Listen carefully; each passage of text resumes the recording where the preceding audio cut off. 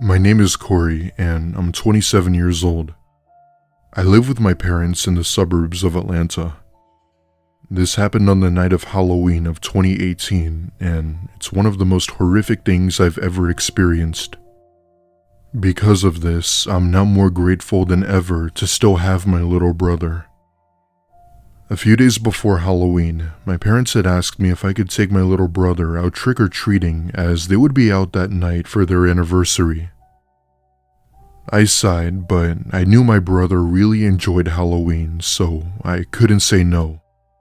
The night of, my parents had left, and my brother and I dressed up as stormtroopers for our costumes.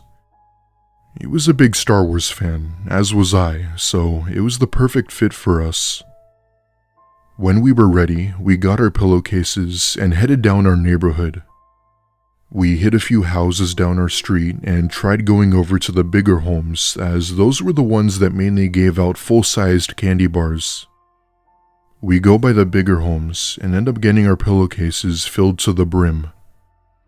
We were happy as can be, and I actually enjoyed trick-or-treating for the first time in a while. I'd say we were out for a good 2 hours or so, and it wasn't until 10 where the night started to die down and everyone stopped answering their doors. I was starting to get tired and told my little brother that we should call it a night and head back. However, he insisted that we go by one last house that had a bucket on the front porch. This was a goldmine for my brother, meaning that he didn't have to ask for candy and could just take it. I was annoyed, but remembered that it was his favorite night of the year and said we could go. The house was this old one-storied home, and it was one of those homes that was in desperate need for renovation. I've always had suspicions of this house, but I figured someone was there since there was a candy bucket. We approach the house and he goes up to the front and sees that the bucket is empty. I could tell that he was disappointed, and that's when I tell him that we have to head back. However, as we start to leave the house, we see the door open and the voice of a man say, "Wait." An older-looking man opens the door and motions for us to come back and that he has leftover candy inside. My brother's face lit up, and he runs back to the house, opening up his pillow sack. To get a better understanding, I wasn't so much next to my brother, but rather a little ways behind him. I guess you could say I was watching him get the candy, and that's when the man says that he needed help getting the candy. He claimed to my brother that he had a big bag of candy in the kitchen and asked if he could help get it. At this point, I get a weird look and tell the man that it was alright, but thanked him anyway. I then tug my brother's shirt and motion for him that we had to go. All the while, the man is raising his voice at me, telling me that he wasn't talking to me and that he wants to give my brother candy. Just as we were about to leave the house, we both hear the screams of what seemed like a woman crying for help. We see the man look into the house, then back at us while closing the door behind him. It came to a point where my brother was clearly uncomfortable, and we both ran until we were out of that part of the neighborhood. The minute we get back, I call the police and explain what we heard. The police had said that they'd send an officer over, but said it was most likely some Halloween prank. However, I was sure this wasn't some prank and that there was definitely someone crying for help. Police had taken a look inside the house, but whoever we saw was long gone. Turns out, that house had been vacant for years when the previous owners couldn't keep up with their mortgage, which caused the foreclosure. While police never found anyone, they did manage to find various items such as duct tape and a pocket knife. I have a strong feeling that these objects had something to do with those screams we heard. Till this day, my brother and I still talk about this incident and now refer to that house as the Halloween estate. I have no idea what went on inside that house. I'd like to think that it was maybe just some teens and their parents fooling around, but maybe that's just because I'd rather not think of the alternative.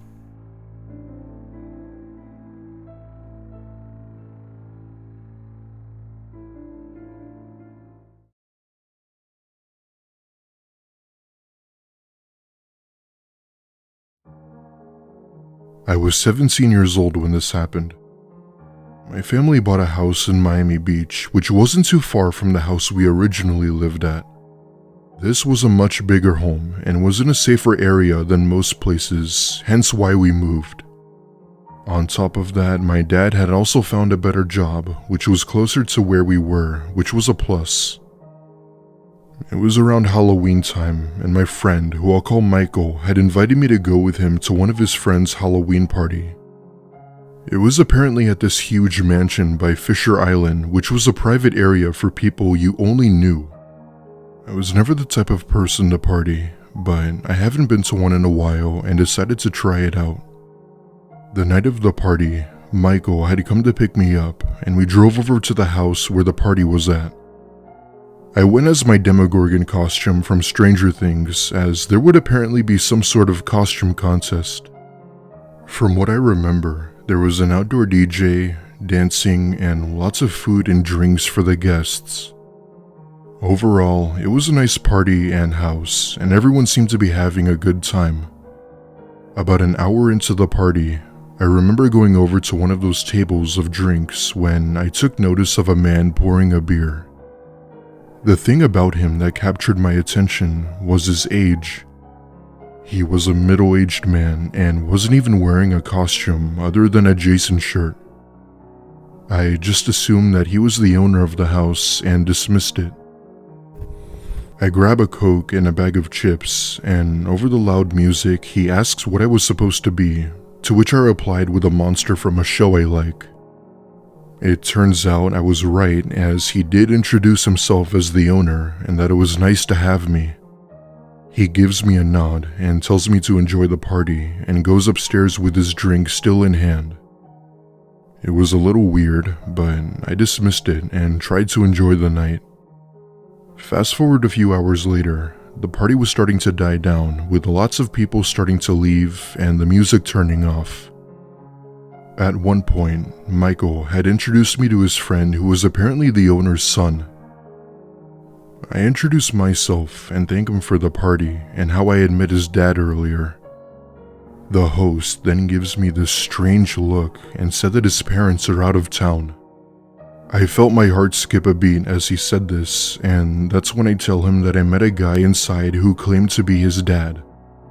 The host walks out of the house and is gone for a few minutes before coming back, telling us that he had called the police. This meant that whoever I met was a complete stranger. What made it incredibly strange was that there had been security at the front, so they would have seen him come through. The police ended up coming and searched the whole house only to come back down with the same man I had seen earlier. However, he didn't try to get away. He just kind of accepted his loss and was forced into the backseat of the police car. Turns out, this man had snuck in through an open window and hid in the sister's room with a gun in his pocket. Thankfully, the sister was out with friends that night, so she wasn't home. The host had thanked me for telling him about the man when I did. If I hadn't told him about the man, God only knows what would have happened when his sister came home.